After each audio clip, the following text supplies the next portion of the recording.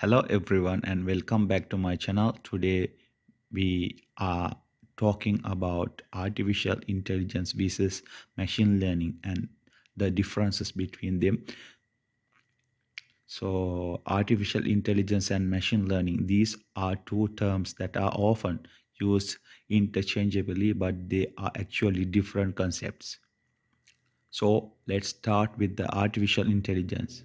AI refers to the broader concept of machines being able to carry out tasks that would normally require human intelligence, such as visual perception, speech recognition, decision making, and language translation.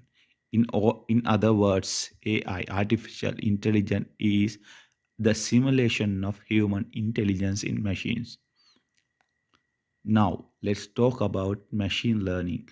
Machine learning is a specific subfield of artificial intelligence that focuses on the development of algorithms that enable computers to learn from data and improve their accuracy over time without being respond to your request. But they also use machine learning to learn your preferences over time and improve their responses.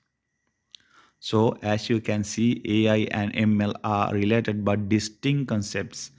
Artificial intelligence refers to the broader idea of simulating human intelligence in machines, while machine learning focuses especially on the algorithms that allow machines to learn and improve automatically.